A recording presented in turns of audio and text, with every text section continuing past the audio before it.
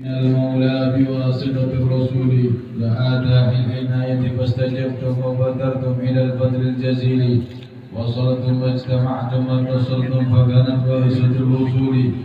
ألا يا مرحبا أهلا وسهلا بكم يا نسل طه والبتول. اللهم صل وسلم على سيدنا محمد اللهم صل وسلم الفاتح لما أغلق الخاتم لما سبق ناصر الحق بالحق والهادي إلى صراطك المستقيم وعلى آله وصحبه عدد قدر ومقدار العظيم. سبحانك لا علم لنا إلا ما علمتنا إنك أنت العليم الحكيم. رب اشرح لي صدري ويسر لي أمري واحلل عقدة من لساني يفقهوا قولي. أما بعد. Hadirin mukarramun, para alim ulama, para tokoh masyarakat, para dewan guru, para kiai, para hujat, Allah panjangkan umurnya, taatillah wa taatir Rasul, Allah berkahi umurnya. Juga jamaah, ibu-ibu, bapak-bapak yang dimuliakan oleh Allah Subhanahu wa taala. Alhamdulillah, malam hari ini kita berkumpul bersama, berzikir bersama, bersolawat kepada Nabi besar Muhammad sallallahu alaihi wasallam, membaca sejarah singkat Nabi besar Muhammad yang insya Allah malam hari ini menjadi sebab turun rahmatnya Allah di tempat ini. Insya Allah kita keluar dari tempat ini, di hati kita terdapat mahabbah kepada Nabi besar Muhammad. Allah tambahkan kecintaan kita kepada Nabi besar Muhammad. Allah tambahkan kecintaan dan ketakwaan kita kepada Allah Subhanahu wa taala. Allah kabulkan hajat-hajat kita. Yang belum nikah dapat jodoh. Amin.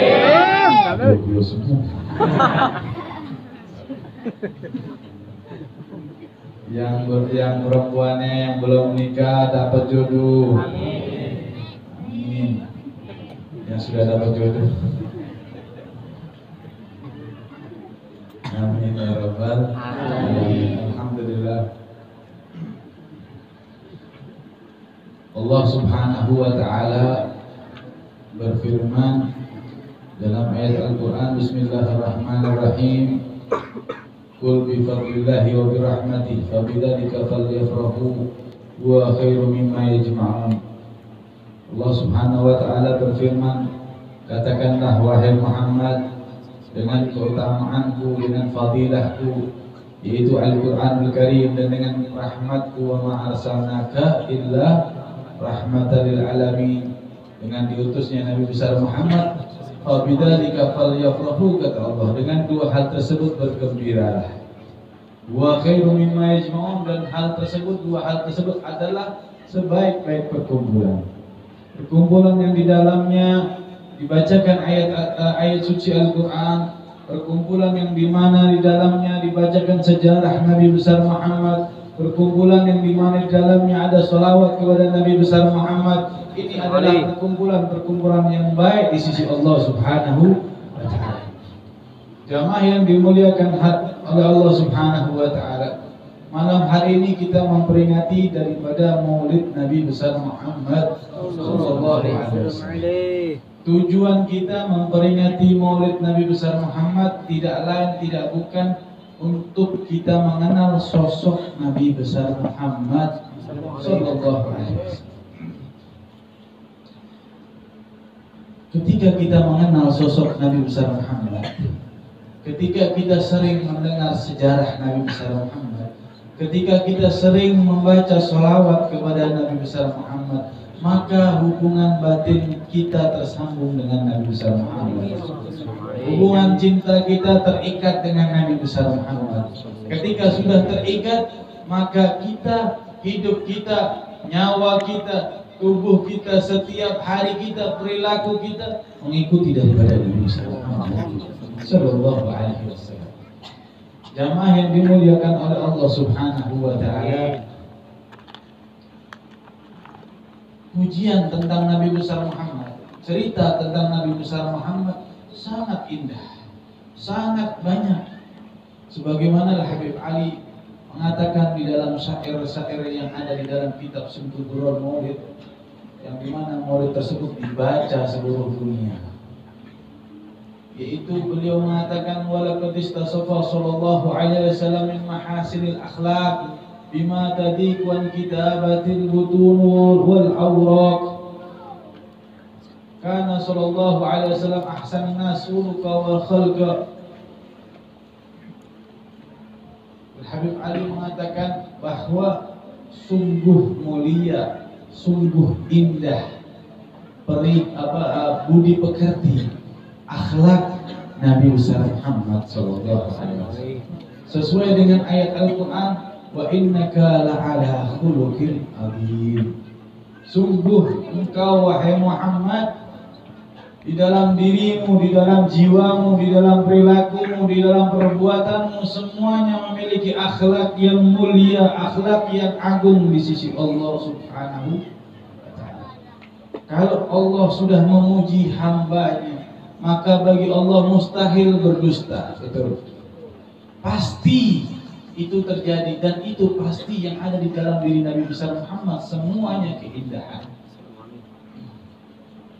Dilanjutkan lagi syair tersebut, kalau seandainya, kata Habib Ali, dari akhlak budi pekerti Nabi besar Muhammad ditulis dalam sebuah kitab yang tebal, yang besar, maka kitab tersebut menjadi kecil, menjadi sempit, tidak mampu menulis daripada akhlak budi pekerti Nabi besar Muhammad sallallahu alaihi wasallam. Ini dibuktikan akhlak Nabi luar biasa. Dilanjutkan lagi, wa ahsanun nas khuluqa wa khalqa, dan sebaik-baik manusia di dalam penciptaan, di dalam akhlak adalah Nabi besar Muhammad sallallahu alaihi wasallam. Khuliqta mubarra'an min kulli aibin. Engkau diciptakan wahai Muhammad tanpa ada sedikit pun cacat, tanpa ada sedikit pun kekurangan. Yang ada cuma sempurna dan sempurna dan paling sempurna diciptakan oleh Allah Subhanahu wa ta'ala. Inilah Nabi besar kita Muhammad sallallahu alaihi wasallam. Kalau kita berbicara akhlak Nabi besar Muhammad, berbicara kasih sayang Nabi besar Muhammad, ada satu cerita. Ini berkaitan dengan bukan manusia, hewan. Hewan pun merasakan kasih sayang daripada Rasulullah SAW. Kita bisa bayangkan kalau hewan saja mendapatkan kasih sayang, bagaimana dengan manusia? Bagaimana dengan umatnya Nabi Muhammad SAW? Suatu ketika Nabi Muhammad SAW sedang berjalan melewati hutan. Maka saat itu ada seekor rusa perempuan. Dia sedang ditangkap oleh badui untuk mau dimakan. Rusa tersebut posisi sudah terikat. Maka Nabi Muhammad mendengar bahwa rusa tersebut memanggil Rasulullah SAW. Rusa tersebut memanggil Nabi dengan bahasa binatang, bahasanya. Maka Nabi mendekat, mencari di mana suara tersebut. Sehingga Nabi mendekati, ada satu ekor rusa terikat. Majikannya sedang tertidur, banyak kecapean. Maka rusa tersebut bilang, ya Rasulullah, saya ke hutan ingin memakan sesuatu. Karena saya seharian belum makan, air ASI saya tidak keluar. Anak-anak saya kelaparan di rumah.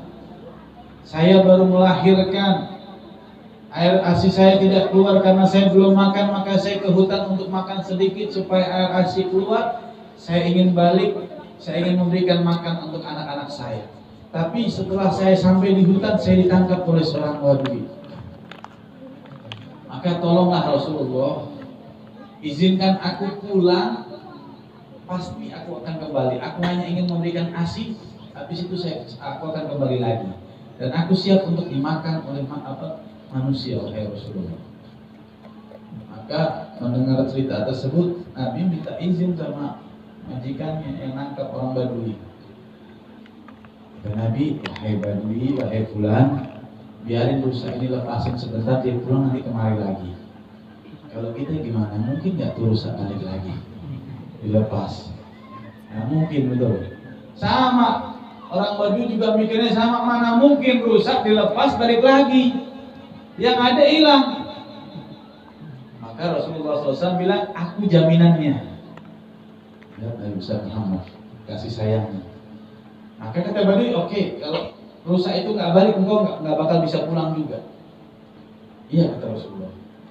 Maka rusa tersebut lari kencang pulang ke rumah. Lari rusa tersebut karena apa?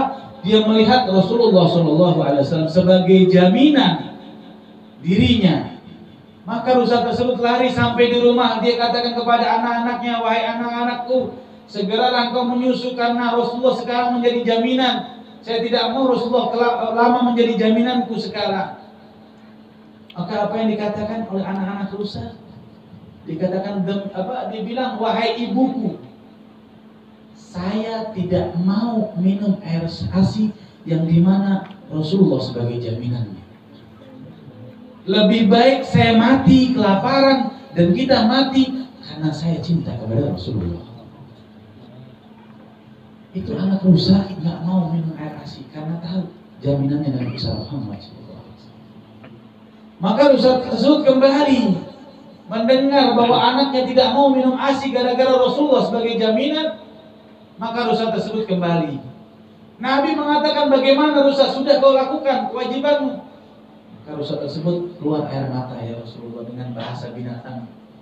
Ya Rasulullah, diceritakan kejadiannya. Menangis Rasulullah SAW. Keluar air mata Nabi besar Muhammad SAW.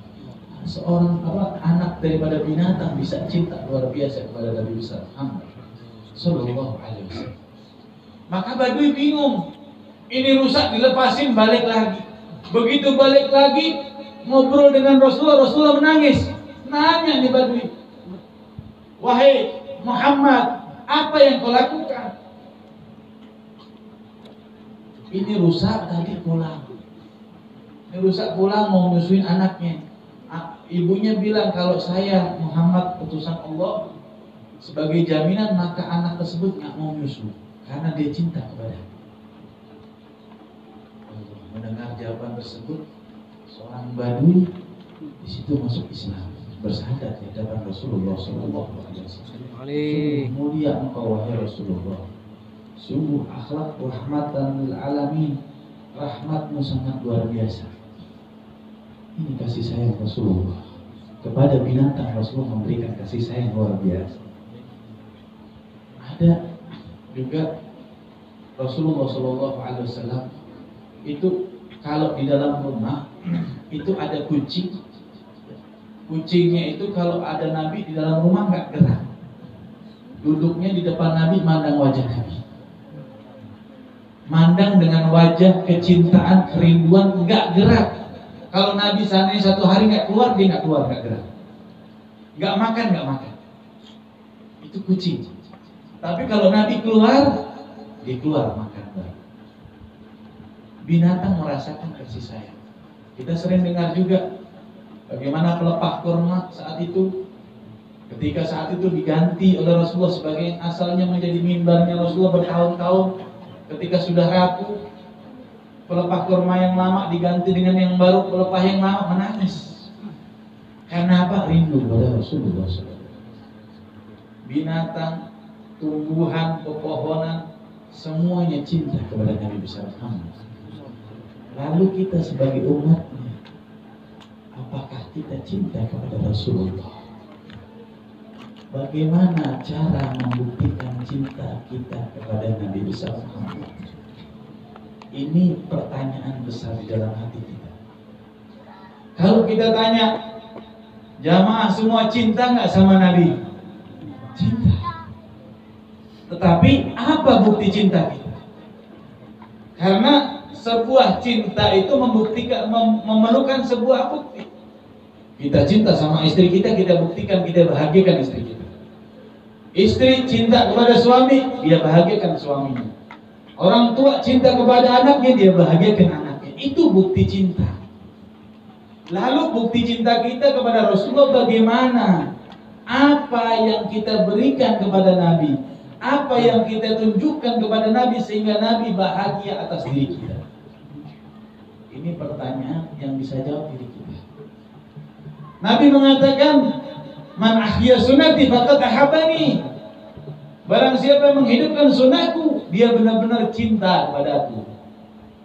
Bagaimana kehidupan kita? Sudahkah menjalankan sunnah Nabi besar Muhammad? Sudahkah kita menghidupkan sunnah Nabi besar Muhammad? Sudahkah kehidupan kita, akhlak kita mencontoh Nabi besar Muhammad?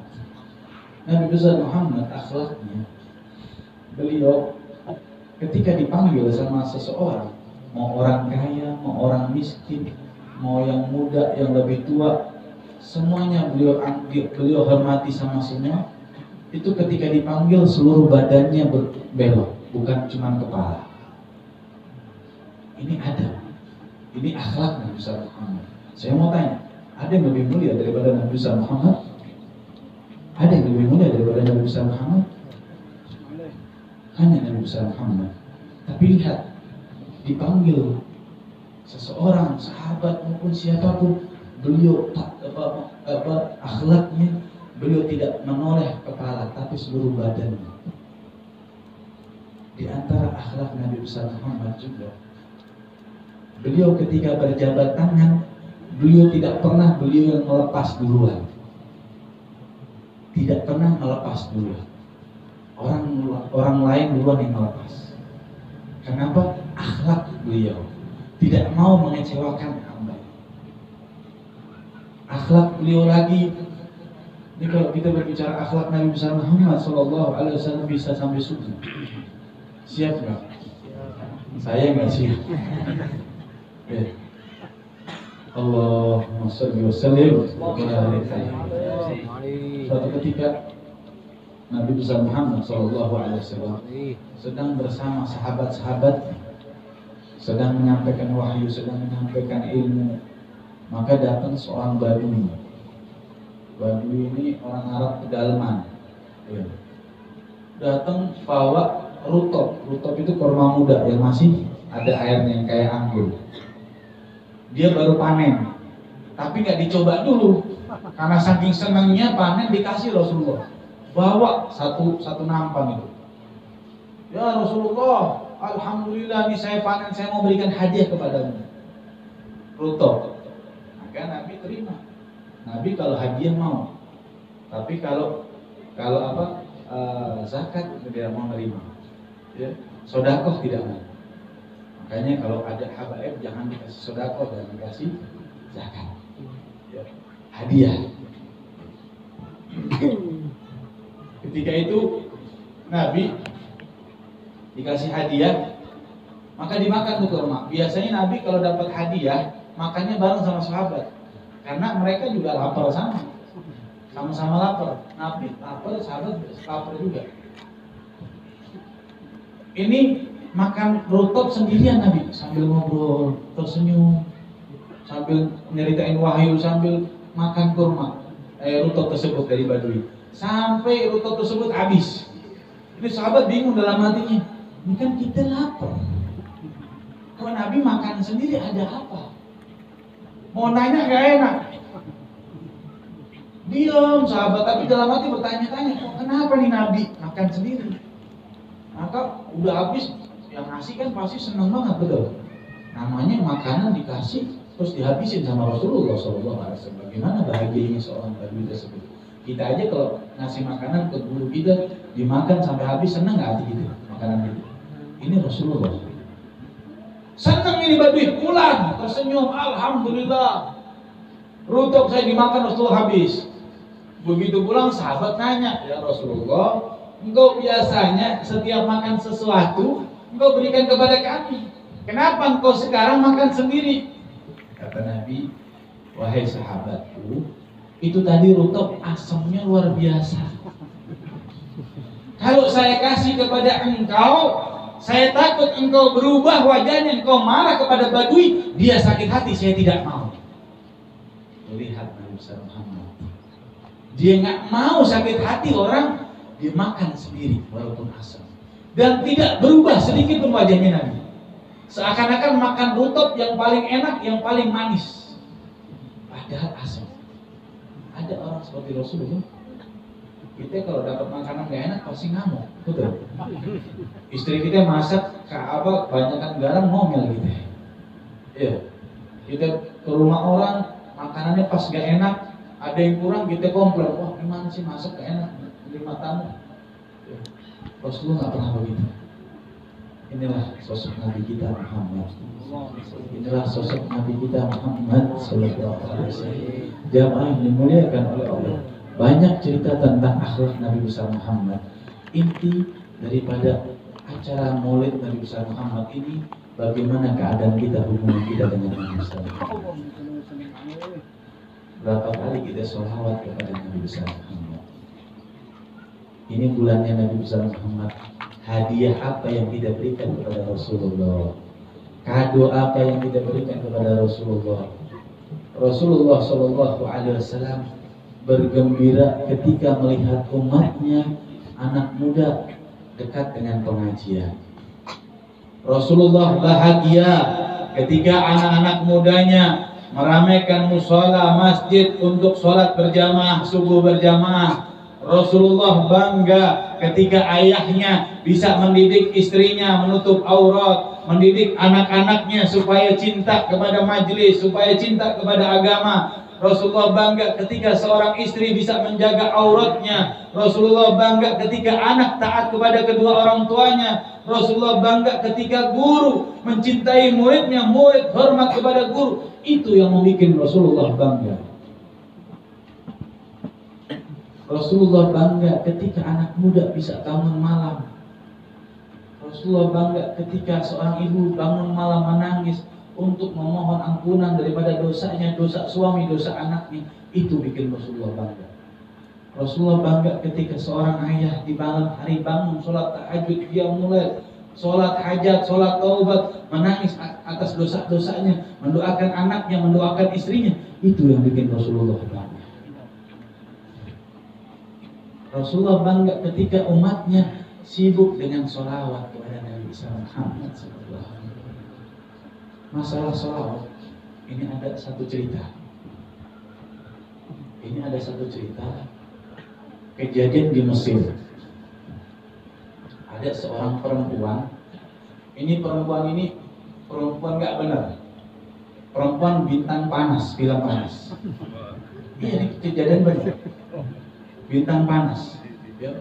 Sudah perempuan nggak benar intinya. Ini diceritakan daripada Syekh Mutawalli Sya'rawi, tahu kan? Yang ahli tafsir yang terkenal itu, dia sudah wafat. Ya. Itu Syekh Mutawalli menceritakan kejadian ini. Ini seorang artis terkenal di Mesir, sudah terkenal negatif. Suatu ketika dia dapat peran memerankan cerita tentang Rabi'atul Adawiyah, seorang wanita salehah, ahli ibadah luar biasa. Tahu Pak, Rabi'atul Adawiyah sehari semalam berapa sholawatnya? 25.000 kali. Itu seorang perempuan. Kita laki-laki berapa? Belum istighfarnya 25.000 kali, belum tasbihnya, belum yang lainnya, belum sholat sunnahnya, belum sholat malamnya, belum segala macamnya. Itu baru sholawat 25.000 kali. Maka biasanya kalau namanya mau memerankan peran itu pasti mempelajari, betul nggak, kehidupannya. Jadi ini perempuan yang asalnya perempuan nggak benar, dia mau kamu karena dapat peran sebagai wanita solehah, dia mempelajari kehidupan Rabi'atul Adawiyah. Dia berpura-pura bersolawat kepada Nabi 25.000 kali. Berpura-pura berperan. Paham? Karena dia artis. Berpura-pura mengikuti daripada kegiatan ibadah Rabi'atul Adawiyah, karena dia berperan sebagai bintang filmnya. Maka selesai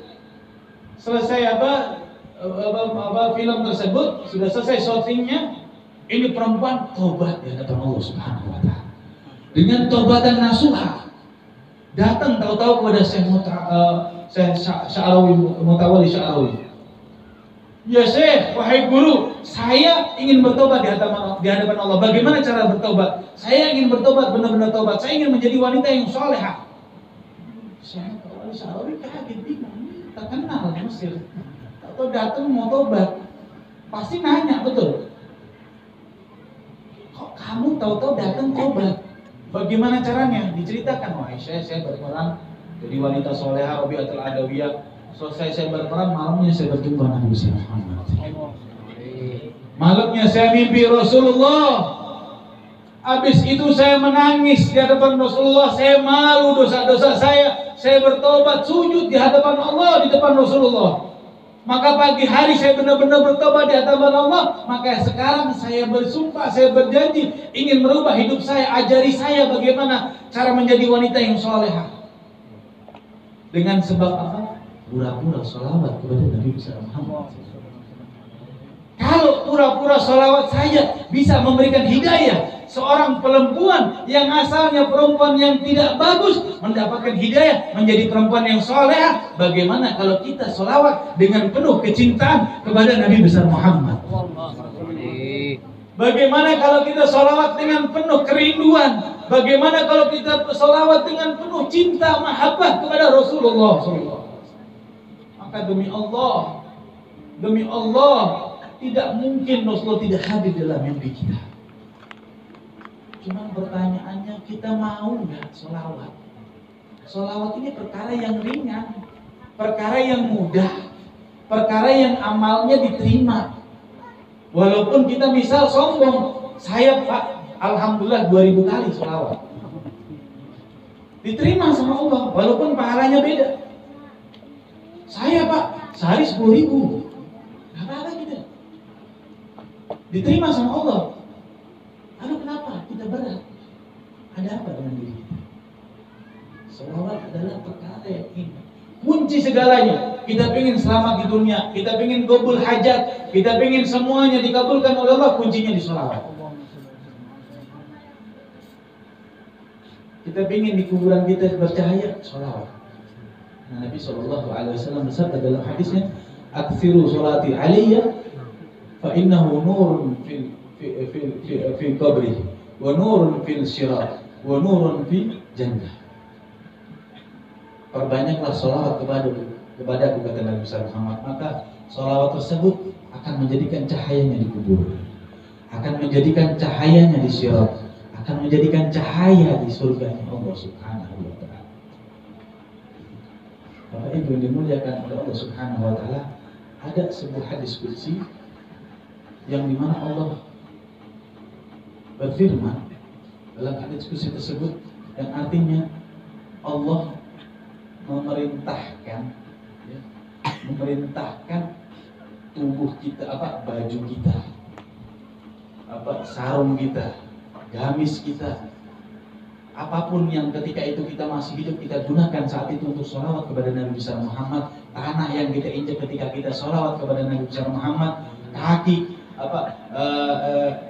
peci yang kita gunakan saat kita bersolawat kepada Nabi besar Muhammad. Ketika kita di alam kubur, Allah perintahkan itu anggota-anggota yang pernah digunakan sholawat untuk bersolawat sampai yaumul qiyamah. Kita ini misal sekarang sholawat pakai gamis, pakai jubah, pakai peci, ini nanti gamis. Ketika kita di alam kubur, ini gamis diperintahkan sama Allah untuk sholawat. Ini baju diperintahkan sama Allah untuk sholawat. Ini kaos dalam diperintahkan sama Allah untuk sholawat. Kurang nikmat apa? Kita di alam kubur masih dapat pahala sholawat. Akibat kita sering sholawat yang berkaitan dengan saat kita sholawat diperintahkan oleh Allah Subhanahu wa ta'ala untuk sholawat. Pahalanya untuk kita. Kita tahu tadi Rabi'atul Adawiyah 25.000 kali. Seorang perempuan yang jelek, yang tidak baik, akibat sholawat mendapatkan hidayah. Maka ayo perbanyak saat ini di bulan Rabiul Awal ini, kita perbanyak di saat kita untuk sholawat kepada Nabi Muhammad. Kita tanamkan dalam diri kita, ya Allah, saya rindu Rasulullah, saya cinta kepada Rasulullah. Kalau ada rasa cinta, Pak, maka tidak akan berat. Betul? Kalau itu sudah cinta, tidak akan berat. Menghidupkan sunnah-sunnah Nabi besar Muhammad tidak akan berat. Maka coba malam ini kita renungkan. Sebelum saya tutup, kita renungkan malam hari ini. Yang bisa menjawab diri antum pribadi. Nabi SAW bersabda dalam hadisnya, hayati khairul lakum wa mamati khairul lakum. Kata Nabi SAW, hidupku bermanfaat untuk kalian, matiku bermanfaat untuk kalian. Maka sahabat bertanya saat itu, ya Rasulullah, ketika engkau hidup, saya tahu engkau bermanfaat untuk kami. Ketika engkau hidup, saya tahu engkau merahmati kami. Tetapi kami takut nanti ketika engkau sudah di alam kubur, bagaimana cara engkau memberikan manfaat untuk kami, wahai Rasulullah SAW. Maka Nabi mengatakan dalam hadisnya, Allah perintahkan malaikat untuk menyampaikan setiap amal-amal perbuatan hamba. Kata Nabi, wa in wajadtu khairan falhamdulillahi rabbi, kata Nabi. Apabila aku mendapatkan laporan daripada umatku saat itu berduduk bersama, membaca maulid Nabi besar Muhammad, memperingati maulid Nabi besar Muhammad, bersalawat kepada Nabi besar Muhammad, maka Nabi besar Muhammad di alam kubur mengucapkan alhamdulillah di hadapan Allah Subhanahu wa taala. Anak-anak mudanya malam hari mendirikan sholat malam, anak-anak mudanya taat kepada kedua orang tuanya, maka Rasulullah mengatakan di alam kubur, alhamdulillah saya bangga kepada anak muda tersebut. Tetapi sebaliknya, wain wajib ubay rodali, katanya, kalau aku mendapatkan laporan anak-anak muda mabuk, anak-anak muda narkoba, anak-anak muda tidak mendirikan sholat, anak-anak muda jauh daripada majelis taklim, orang tua tidak mendirikan sholat, tidak mengajak istrinya untuk menutup aurat, istrinya tidak menutup aurat. Saat itu Rasulullah apa yang dilakukan Rasulullah di alam kubur? Memohon ampunan kita, menangis Rasulullah di alam kubur, meminta ampunan. Ya Allah, ampuni dosa hambaku tersebut ya Allah. Saya tidak mau hamba tersebut masuk ke dalam api neraka-Mu ya Allah. Ampuni dia ya Allah. Itu Rasulullah, itu kekasih kita yang di dunia sudah berjuang untuk kita, di alam barzah pun masih menangis memikirkan kita. Lalu apa balasan kita untuk Nabi besar Muhammad? Malam hari ini kita renungkan, antum semua dan saya pribadi, berapa kali kita membuat Rasulullah bahagia, atau sebaliknya berapa kali kita membuat Rasulullah menangis. Terus kalau kita sering membuat Rasulullah kecewa, Rasulullah menangis atas dosa-dosa kita, lalu bagaimana kita minta syafaat sama Rasulullah? Sunnah pun kita tinggalkan, kewajiban kita tinggalkan. Nanti di alam barzah, ya Rasulullah, saya umatmu. Umat yang mana? Umat yang bagaimana? Menangis atas dosa saja tidak pernah, menangis atas rindu kepada Rasulullah saja tidak pernah, lalu meminta syafaat sama Rasulullah. Menangis ketika istri kita meninggal bisa. Suami menangis atas istrinya meninggal bisa. Istri menangis atas suaminya meninggal bisa. Istri menangis atas anaknya meninggal bisa, bahkan berhari-hari. Tetapi kenapa air mata kita tidak pernah menangis atas dosa kita? Bukankah dosa kita lebih besar, lebih bahaya, lebih menakutkan daripada meninggalnya anak kita? Lebih menakutkan daripada meninggalnya istri kita? Lebih ditanya oleh Allah daripada anak istri kita meninggal? Kenapa air mata kita tidak pernah menangis? Kenapa hati kita tidak pernah tersenyum?